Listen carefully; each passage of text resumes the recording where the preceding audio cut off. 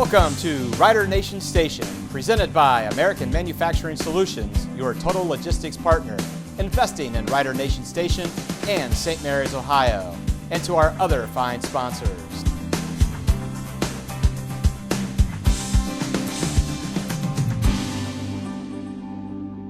Common questions young St. Marians have heard since the town was created back in 1823 are, what do you want to do when you grow up? How are you going to make a difference in this world? And what do you want to be remembered for? As sure as the moon is white and the sun is bright, I believe St. Mary's youngsters from recent generation to generation have consistently replied, an author, a fireman, a doctor, a soldier, a teacher, or professional athlete or musician. Some of our youth found their earlier professional prognostication was horribly off base, or the financial, physical, or innate means were not available to fulfill those childhood aspirations, or perhaps they suddenly realized they hated the sight of blood and couldn't be in the medical field. Many of our youth did chase their dreams by leaving St. Mary's out of professional necessity, and some did chase their dreams while being able to stay at home where living is a pleasure. Today's Rider Nation Station guest was one of those past St. Mary's youngsters who not only answered the cliche question, but stuck with his aspiration and is known today as one of America's top physicians by the Consumers Research Council of America since 2004 in the specialty of rheumatology. Oh yeah, and he also was a soldier, serving as a major in the United States Army. Oh yeah, an author and a teacher. It is my pleasure to introduce to Rider Nation Mr. Don Thomas, a 1979 graduate of Memorial High School. Let's find out how a small-town boy from St. Mary's, Ohio, becomes one of the world's leading experts on lupus. Don, thanks so much for being here. Thanks a lot, Doug. I'm really happy to be here. So you're back for class of 1979 class reunion, and it worked for us to get this podcast in. But tell us a little bit, Don, about the Thomas family. Sure. I feel very proud to come from where I come from. I grew up with a lot of stories from my grandparents, especially.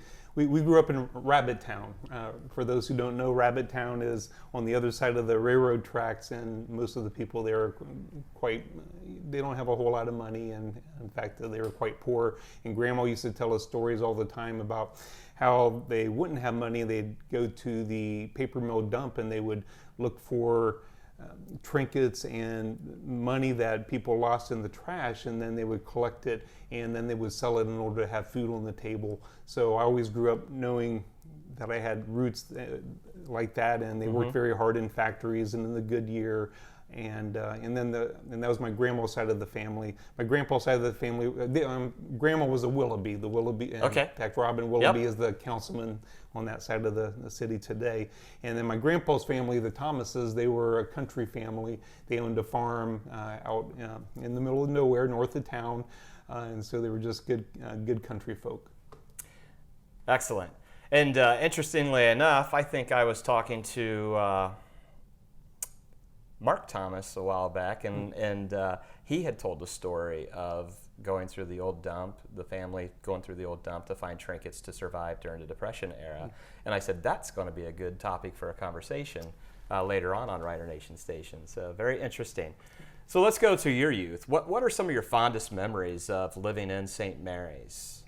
Some of the fondest memories was we attended Grace Methodist Church, a small church with a wonderful church family, and even to this day I'm in touch with many of the people who taught me how to be a good person growing up. So I had some great influences that way.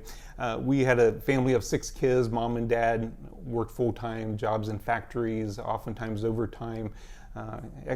Overtime work. And we spent all the summers going to the town pool. In fact, the city pool is where we basically lived at during my childhood. I loved to go fishing. We would go to the ice pond and to the canals and go fishing and go swimming there constantly. And so we always had a lot of fun times. We would even swim in the canal next to the aqueduct. And today I probably never swim in those, because now I think about how dirty the water probably is, but back then it was a way to pass time, so that was always a lot of fun. Oh, good. So very good, fond memories. And interestingly enough, the previous podcast was on Jim Strauss, who's father was a pastor at Grace Oh, was it Methodist really? Church. Yes, very interesting there as well. So you become a doctor. At what age, and maybe it wasn't in St. Mary's where this was determined, but at what age did you say, you know what, I'm going to be a doctor when I grow up? And was there anybody here that helped influence that decision, Don? Sure. I decided to become a doctor when I was just 10 years old. My grandma got very sick with asthma, and I told her I wanted to be able to help her and people like her when I grew up, and it's something that stuck with me throughout my entire schooling. But what brought me to that point is in the 4th grade, I was the oldest of 6 kids, and I had to stay home a lot to take care of my youngest sister, who was just a baby because mom had to work in the factories a lot. And so I didn't make very good grades. In fact, I was in the slow learner, well, they called this the slow class or whatever back then. And Mrs. Wine, she was my teacher at East Elementary School, and I was in the remedial reading class because of what happened in 4th grade. And at that point, we were living with my grandparents just because mom and dad were having some marital problems. And grandma and grandpa were always telling me, you can do whatever you want if you just put your mind to it. And they were always encouraging me to do better in school. And so one day I memorized a poem about a pirate. It was a really long poem, and I got up in front of the class, Mrs. Wine, and I recited the poem by heart. And then I'll never forget this to this day. She grabbed my hand, and then she walked me over to Mrs. Armstrong's class, and she said, Don belongs over here. And Awesome. And I just remember walking into the class, and there was Kevin Lawler, and there was Schwartz, and all these really smart people, and it just turned my life around. And I just knew that I could do anything I wanted to. That's awesome. So nurtured really from family and Mrs. Wine at an early age. That's kind of the path that you took to become a doctor. That it was planted here in St. Mary's, Ohio, and then it just continued to evolve. Absolutely. Awesome. So we had done a vodcast in season 1 on Prof. Kohler, a legendary teacher. He retired in '73. He's still spoken very highly of those older citizens of St. Mary's who had him. Let's talk about any other teachers. Mrs. Wine, you already touched on, of who helped influence and shape Don Thomas in his path to become the doctor and the expert on lupus that he is today.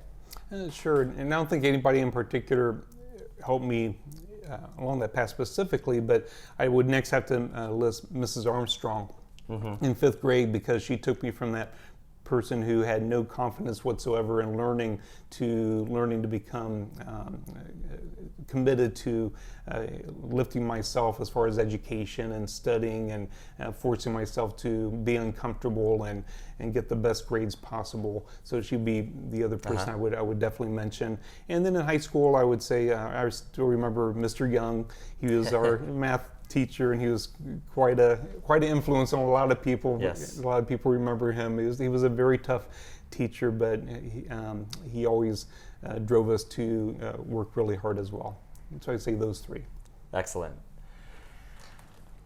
You've touched on this a little bit, but let's maybe focus it more on your high school days, Don, of a typical day in the life of Don Thomas in high school. Did you have a part-time job? Were you involved in any activities or clubs with the school or the church, etc.? Yep. In church, I was a member of the choir, so every Wednesday night we had choir practice. We lived out on Salina Road, so we always took a bus in and out to school. So we always had to find rides to be able to do after-school activities. But I was a member of the Spanish club. The first year we started that was in '79, and that was a lot of fun. I was the president of the Spanish club. I was a thespian. I was in Fiddler on the Roof. Was our senior musical, and I played Tevye, which was amazing, being the lead of Fiddler on the Roof.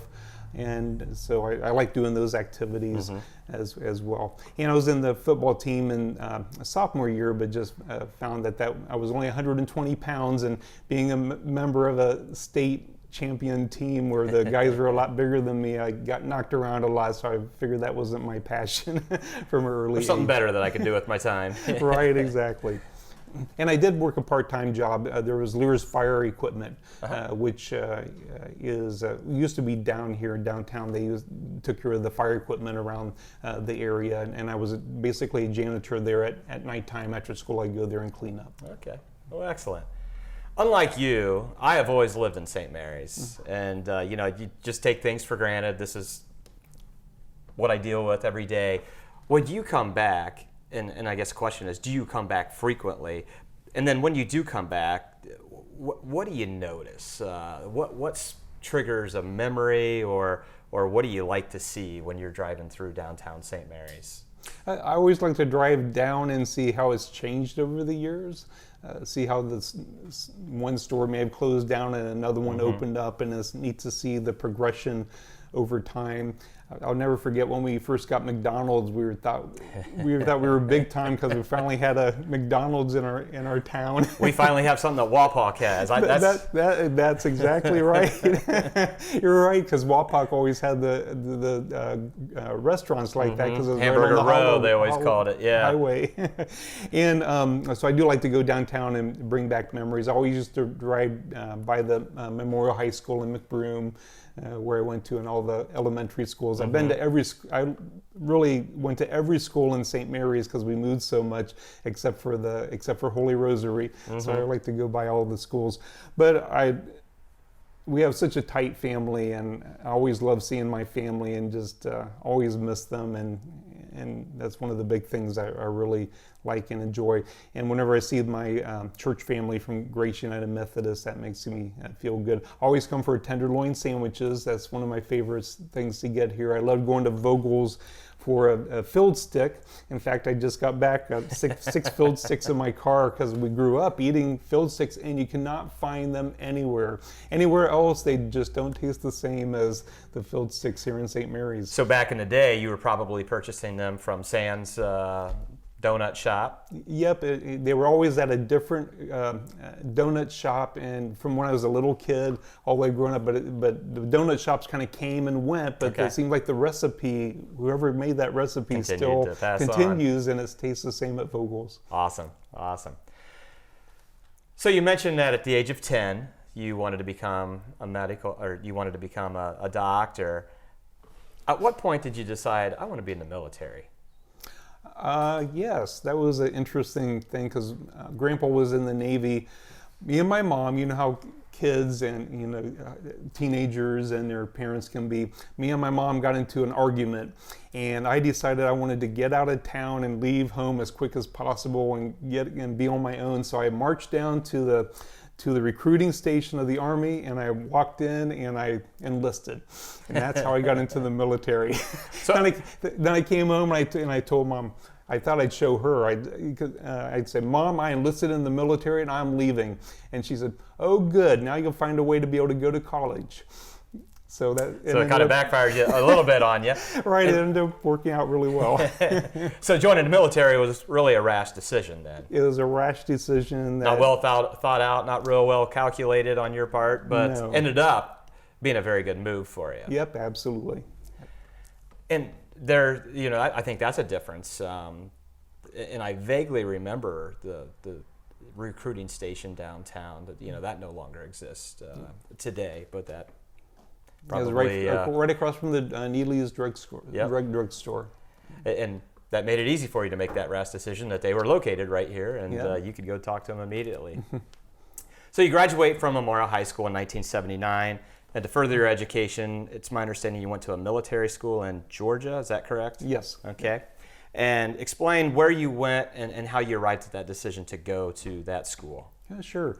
Well, my best friend was Gordon Blue. Gordon was a jock and on the football team, but he was also a thespian, very good singer, really into the arts. But we were best friends and really bonded. He knew I always wanted to become a doctor, and he knew that my 6-year enlistment would delay me for 6 years. And so Gordon had been accepted at the Coast Guard Academy, and he found out that if I was able to get a scholarship at a military college, that I could get out of my enlistment and be able to go to to college a lot quicker. So he gave me some names of schools to contact and such, and I got a hold of a junior military college called Georgia Military College, which is a 2-year school where you're on an advanced placement into getting a commission. And so I ended up at Georgia Military College with a full scholarship and was able to get out of my enlistment and went to college a lot quicker and didn't have to pay anything. So that was a wonderful strike of luck. And what a true friend right there to help you Absolutely. Find that path. Yeah. My sister was a 78 grad, my brother an 80 grad, and I didn't really know Gordon Blue, but I always loved that name, Gordon Blue, and so it made me smile when you mentioned Gordon Blue.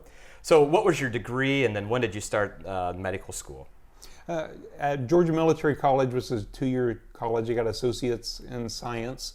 Then I went to the University of South Alabama in Mobile and majored in biology. I went there because my best friend at military college went there. Okay. I ran out of money when I was at University of South Alabama, and then Gordon and his family, they had moved to LaPorte, Texas, because oil was really big and there were lots of jobs, and so his family moved there. But they told me to come live with them so I could finish college. So I went there, I worked, and I was able to finish and get my Bachelor of Biology at University of Houston, and then applied to different medical schools and got into Baylor College of Medicine, which is in Houston, Texas. Again, Gordon Blue helping you Absolutely. with the path that you and it's like all took. kinds Destiny. It's like all kinds of mistakes and chances got me to where I really wanted to go, and it was just God looking after me. Absolutely, that's awesome. That's awesome. Let's head back quickly to that rash decision to join the military because you were mad at your mom. Any regrets? Not at all. The military, it's really a wonderful place, and you don't really realize it unless you've been in it. You're taught discipline at a very young age, and people who come out of the military, like as a physician now, we love getting military doctors because they're very disciplined. They always do, they show up on time, they do everything they're supposed to do, and so I was taught that throughout the years. But also being physically fit, I was taught, always to exercise regularly, to eat correctly. You make the best friends who last your entire life. I made tons of friends that if I saw them at a national meeting anywhere, it's like you just saw them yesterday, even though it might have been 10 years since you last saw them. True so it's friendship left me there, with a lot of great things. Excellent. On the second half, we're going to talk a little more about the aspect of you being an expert in rheumatology and lupus, but I just kind of want to ask right now, in the military, was that a focus of yours? Is that how you developed the knowledge for who you are today with rheumatology and lupus, or was it something totally different as a doctor in the military? Because of my experience with Grandma and how sick she was, I always wanted to be the doctor that took care of really sick patients. And so I knew that internal medicine was the way to go. So I really went into internship and residency at Brooke Army Medical Center in San Antonio to become an internal medicine doctor. But while taking care of one of the patients on the ward, she was a young 19-year-old girl who had this disease called lupus, where it was attacking her body. She was all swollen up because of all the steroids that she was taking. And it just struck me intellectually on why would the body start to attack itself. And I wanted to be able to help young women like herself try to get their lives back, because she should be out in school and having boyfriends, and she had none of that. She was basically living in the hospital because of severe kidney disease from lupus. And so that's what got me started on the lupus path. Okay.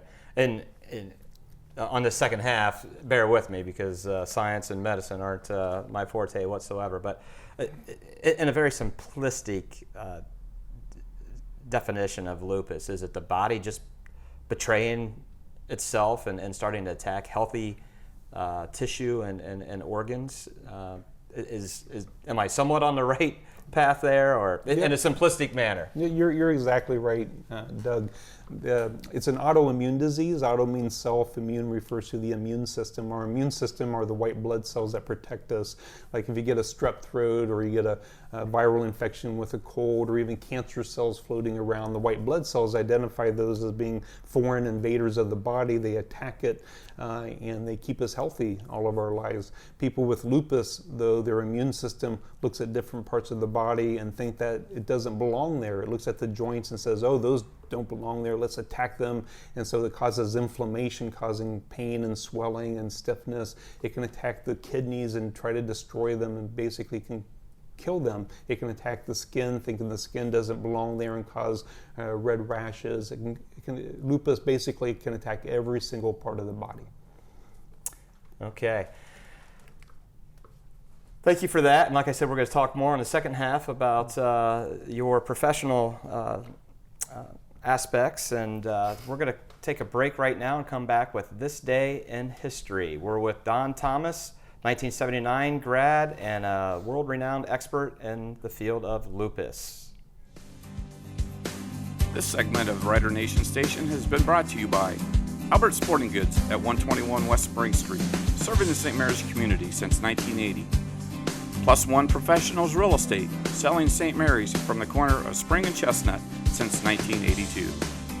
This Day in History. Thanks to our fine sponsors for supporting Rider Nation Station. Please stop in and see these fine folks and stay local the best that you can. Tell them thanks for supporting Rider Nation Station. We're going to take a look back at October 15th, 1979. A quarter of century of service. The St. Mary's Special Fire Department recently completed 25 years of volunteer firefighting services for the city. Some posing for the picture include Ken Klein, Tim Hirschfeld, Dave Sprague, and Steve Horn. A trio is arrested for breaking and entering and theft. St. Mary's police arrested a male juvenile from St. Mary's and a man from Lima in connection with a stolen police scanner, which has been recovered. Also, police are investigating the theft of 2 8-track tapes from the locked car of Neil Rohrball. Tapes are valued at $16. Did you ever have 8-track tapes? Absolutely. It's where we listen to Styx. Nice. One of my favorites. This one really caught my eye. Optical disc now on display. One of the most talked about consumer electronic projects of the decade will be demonstrated beginning today through Friday at Fowler's Magnavox Home Entertainment Center. Magnavision is an optical video disc player which uses video disc to play pictures and sound through a television set. The player uses a tiny laser beam to relay messages and sound from the video disc to the television screen. Full-length motion pictures such as Jaws 2, Animal House, and Saturday Night Fever are available on video disc. I remember them from school. Mr. Gruber utilized the video disc, so this would have been the mid-'80s that I first saw the video disc, and they were about this big. And it basically, a DVD on steroids is what this was. But the picture is very interesting of Rich Fowler showcasing that video disc. And then speaking of movies, the St. Mary's Theater is playing tonight Dracula plus The Invasion of the Body Snatchers. It was Halloween. And I missed both of those movies. I've never seen them. Thank you to the following sponsors for helping to bring This Day in History: Laura Yelton State Farm, Minster Bank, and the Evening Leader.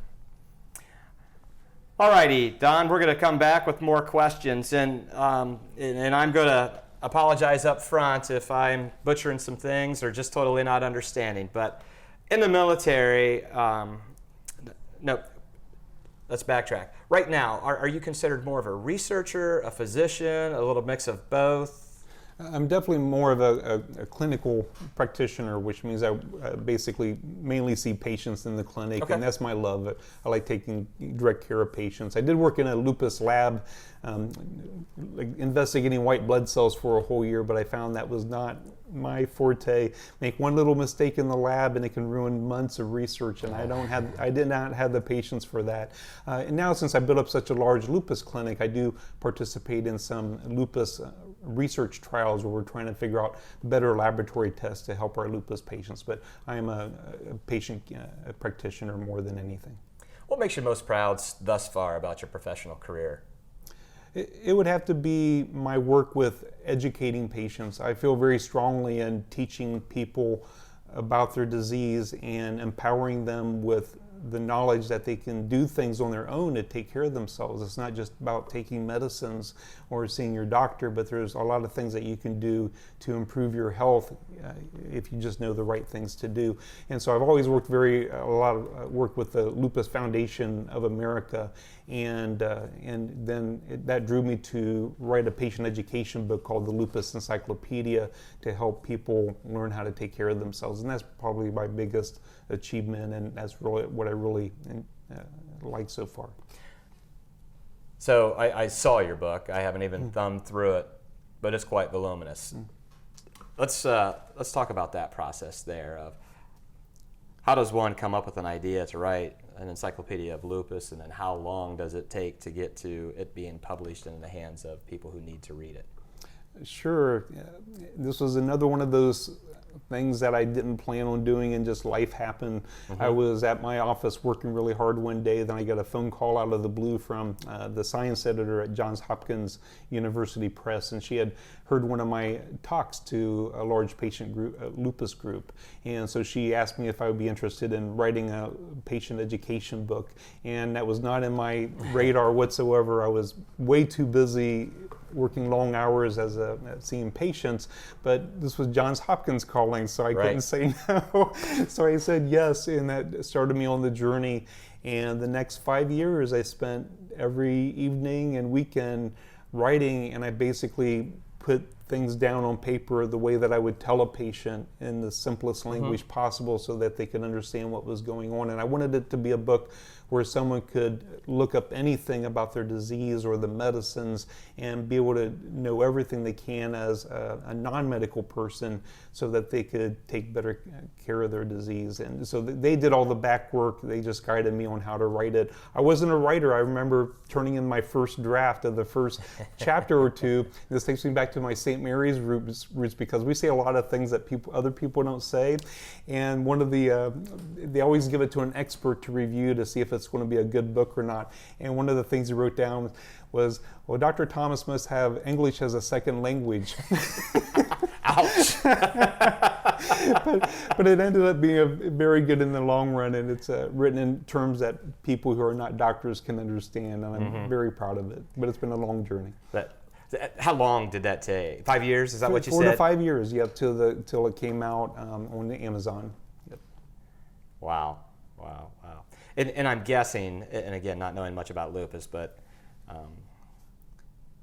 lupus isn't just a single category that patient 1 comes in and this is what their effects are going to be, and patient 2 comes in. They're probably not always going to be the same case with lupus. There's probably many different tentacles to it. Yep. Like I tell people, I can line up 100 of my lupus patients, and every single one of them will be completely different. One person may get recurrent blood clots with strokes and heart attacks and problems such as that. Someone else may have the classic butterfly rash on the face and have arthritis and pleurisy where they're having inflammation around the lungs. Someone else may be in kidney failure because it's attacking their kidneys. So it literally can attack every part of the body. And if you add up all those different organs and the different combinations, there's literally thousands of different ways you can be affected by lupus. And so that book is written for you to kind of find your diagnosis of lupus, and then you can... Your problems, yep. Yes. Nice. So I don't have to read it from page 1 to page... No, I wrote in the preface on for people how they can read it, and they basically should look up their particular problems in the index and then go straight to those problems, so they don't have to read about things that are not going on with them. Very interesting. How does one, and this is probably an unknown maybe, how does one contract lupus? It's a genetic disease, and I think... So you choose your parents wrong. Yes, exactly. You need to choose different parents. That's something, same with a lot of diseases. We have so far identified over 100 different genes that cause lupus. And the more genes that you inherit, the more likely it is that you're going to develop lupus. You can come from a family that has no one with lupus or other autoimmune diseases, and it's simply because you got some genes from your mom and some from your dad. Some of these genes are very common. For example, some of them occur in 30% of the population. One of us, at least a couple of us in this room right here, do have lupus genes, but they're are much less likely to cause lupus compared to other genes which might have a very high rate of causing lupus. But then you can be born with a bunch of genes that cause lupus and never get it because it takes an environmental trigger to turn it on. For example, smoking cigarettes is a very common cause. Ultraviolet light, just getting too much sun. It's not uncommon for me to see a patient who just got back from a Caribbean cruise and developed their lupus. Low vitamin D levels, because vitamin D is essential for the immune system to work properly. Even some foods can cause it. They're eating too much alfalfa sprouts, which has an amino acid called L-cannavanine, can also spur lupus to occur as well. So there's a lot of different potential triggers. And that's one part of my teaching, is that it's important for people who come from families that have a lot of autoimmune diseases like lupus to avoid those particular triggers. And also the genes that cause lupus cause other diseases, like autoimmune diseases like rheumatoid arthritis, scleroderma, thyroid diseases where the thyroid stops working, and even type 1 juvenile diabetes. All of those are autoimmune diseases with similar genetic causes.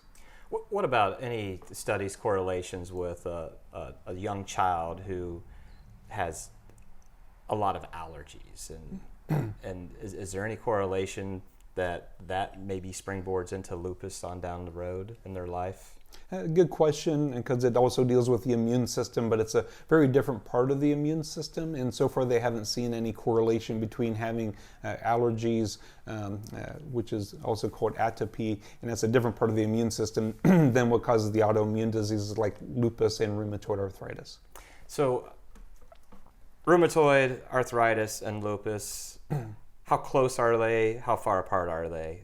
They're very close because some of the genes can cause the same diseases. Rheumatoid arthritis is different in that the immune system always attacks the joints, and it does so aggressively. Someone who has rheumatoid arthritis, if they're not treated, it will cripple their joints. And you ever see people with their hands that look like this as they get older? That's what rheumatoid arthritis does without treatment. But today, fortunately, the treatments are so good that when we see someone right away, we're able to get most of them into remission and keep them from getting the crippling effects. Excellent. Is there a cure? Does the medication that you were just speaking of, does that just manage it, or can you eradicate lupus? That's a good question also. They're constantly looking for a cure, of course, but they haven't found a cure. But the medicines we have today are so much better than they used to be in the past. When in the early 1990s, when I first started taking care of lupus patients, we had to use large doses of steroids, and unfortunately a lot of our patients end up with lots of side effects, such as a lot of weight gain. They can gain 100 pounds very easily. Diabetes, high blood pressure, broken bones from osteoporosis, cataracts, lots of bad things can happen. Today we have a lot more medications available. In 2011, the first FDA-approved medicine for lupus came about, the first one since Eisenhower was president. Wow. And so today most of my patients are actually in remission or low disease activity because the treatments are much better. But there is to keep it under control, and we don't have a cure. When someone gets lupus, they have it the rest of their lives. Do you have any patients that you've seen any success that maybe are the anti-pharmacy approach and want to go more holistic approach or a more natural organic approach with any success? I do believe that doing complementary medicine can be helpful. For example, eating correctly, eating an anti-inflammatory diet, exercise, avoiding sun, using sunscreen religiously, not smoking cigarettes, those things absolutely can help. And I've seen patients refuse to do anything and only do those things and do well for a while, but unfortunately it oftentimes ends up badly. The only people I've had to watch die from lupus were patients who refused to take any medicines and only wanted to take herbal products, and it's always been a sad situation. And then to try to save someone's life at the very end when they wanted to take that road, that's a very sad situation. Okay. With that, just had a thought there and wanted to ask you about that. Women, it's my understanding that they have a greater likelihood to contract lupus than what men do, and then even African American women are even more advanced on that spectrum. Yep, absolutely. As we said, it's genetics, so there are different ethnicities that have a much higher chance. For example, with African American women, 1 out of every 200 of childbearing age will have lupus because of the genes, and it's much less common in Caucasians, for example.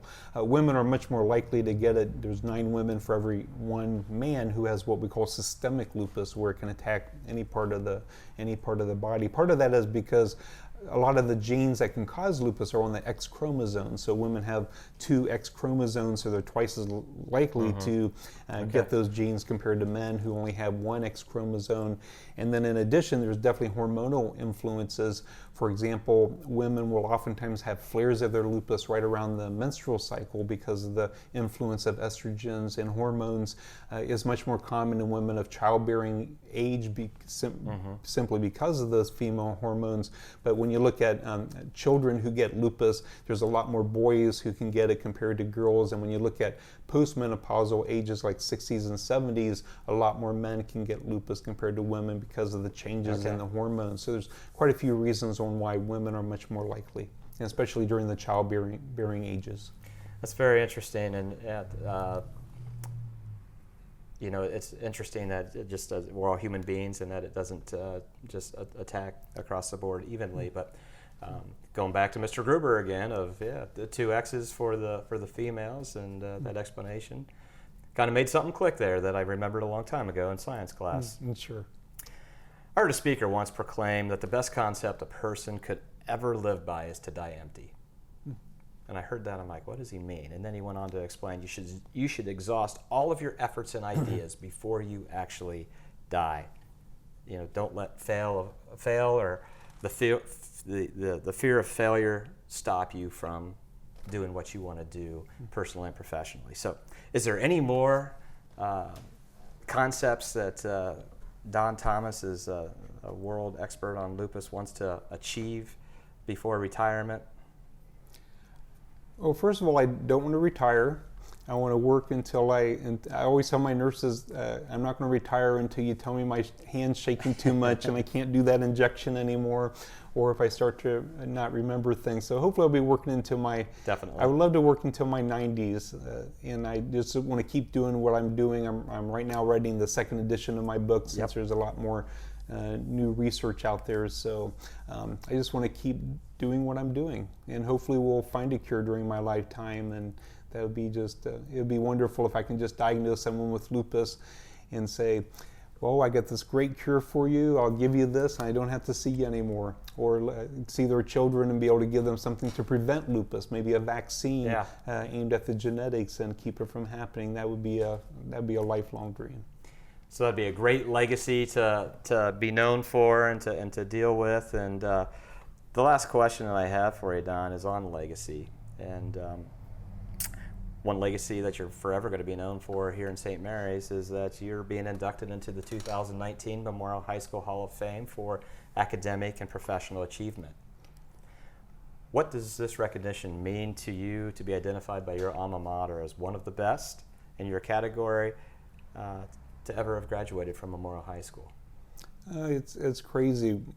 When I got the phone call, first of all, I didn't know there was a Hall of Fame, and I was just blindsided by it that I would be chosen, because I look at my peers and what they do, and my belief is that the vast majority of people are really good people. We all only have so many hours in a day to do the things we love doing, and most people really do want to help other people, and we all just do it in different ways. I have peers and loved ones who spend all their time raising their kids and grandkids and bringing in the new generations.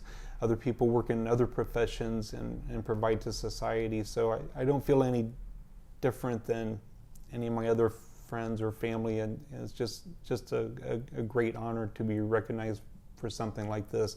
I went on the internet and looked up the Hall of Fame and saw the other people in there, and I was just flabbergasted because it had people like Mr. McBroom, who the old middle school was named after, and our previous coach was on there, and then Marge Shelby, who's just an amazing teacher and wonderful lady who taught me a lot. She used to go to our church, and such. So I'm just lost for words as the bottom line. Well, it's well deserved.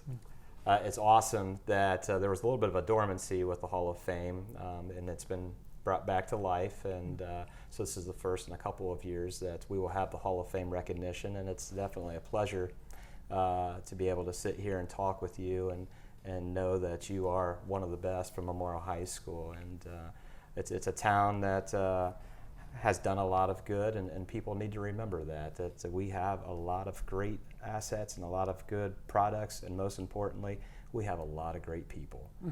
And here is a fine example, a very humble man who has left St. Mary's for the medical profession and is one of the world-leading experts in the study of lupus. And I'm very excited that you were accommodating to get this podcast in with Rider Nation Station, Don, and look forward to talking to you again soon. So thanks very much. We're going to take a break. We're going to come back with the Rider Nation Station Word Association.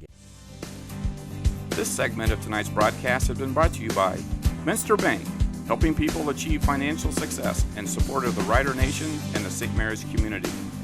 The Evening Leader, chronicling the history of St. Mary's for over 100 years. And like a good neighbor, Lori Yelton, your local State Farm agent, is there. Thank you to our fine sponsors for bringing Rider Nation Station Word Association, Plus One Professionals, Albert Sporting Goods. Please stop in to see these fine folks. Stay local the best you can. Tell them thanks for supporting Rider Nation Station. All right, I'm going to give you something representative of St. Mary's, and the first thing that comes to your mind, and expand upon that. The city pool. The city pool, that's where I lived my childhood. It seems like every day during summer we had a season pass, and the entire family, I was the oldest of 6 kids, and we would ride our bikes to the city pool every single day. We didn't wear sunscreen. Nobody did it back then, and I had lots of bad sunburns, and now I wear sunscreen religiously to prevent that skin cancer. Did you jump off the high dive? All the time. I love the high dive. Snack time restaurant. Snack time. Number one, my mom used to work there when I was a little kid. So I remember that, and it's also one of my very first places to be told no. I applied there for a job to work there, and I did not get the job. And it also was a lesson to me, because whenever you don't get something, you try to figure out, well, what could I have done differently? And I should have said, well, I was the oldest of 6 kids. I cooked supper every night. I know how to cook, and so I could probably be better than the usual applicant, but I didn't know better. I was in high school. Exactly, and for those youngsters that maybe watch, and just because you have one setback doesn't mean that it's the end of the world. Right. Lawler's Flowers. Lawler's Flowers. One of my very best friends, Kevin Lawler, and his family owned Lawler's Flowers. Growing up in Rabbit Town, we consider them the rich people in town. You just kind of think like that when you're a kid, of course. But then meeting Kevin and becoming his best friend, and then meeting his mom and dad, who were just so down to earth and just so loving and just such nice people. They really were an important family in the town, and his dad was on the Board of Education, and they did a whole lot. But yeah, it was a second home to me. The St. Mary's Theater. St. Mary's Theater saw a lot of movies at the St. Mary's Theater, especially at the matinee on the weekends, and that's where we would see shows like Jaws and Jaws 2. But I think even a better memory would be the drive-through theaters. We'd all pile into the car, and then Mom and Dad would take us to see it even cheaper at the drive-throughs, which you rarely see anymore. Yep. So we had the Midway in between St. Mary's and Wapak off of 33, and the Lake Drive-In off of 703 in between St. Mary's and Salina. Yes, yep. Good memories right there. All righty, well, you passed the Rider Nation Station Word Association. Well done, Don. Thank you to the fine sponsors. Please stop in to see these folks. Well, we have come to the end of our show. It is our hope at Rider Nation Station this podcast did entertain, educate, enlighten, and elevate your perspective about St. Mary's, Ohio. We hope a story has been told that augments the development of relationships, old and new, to promote growth for all who do, did, and will call St. Mary's, Ohio home. Again, I want to thank Mr. Don Thomas for enlightening us how to become a leading expert on lupus and discussing his looming induction into the Memorial High School Hall of Fame for academic and professional achievement. Rider Nation Station will be airing the Coach Doug Fry Show and the football games. The last 2 weeks of the season, Rider Nation Station will air Rules of the Game with Mark Sisko live from Guarneries. Stay tuned for additional information. Please tune in and share the station with your friends and family. I hope you think positively about our town. The town we did not inherit from our ancestors, but the town we borrowed from our grandchildren. Peace to you, my fellow St. Marians, past, present, and future, always and always.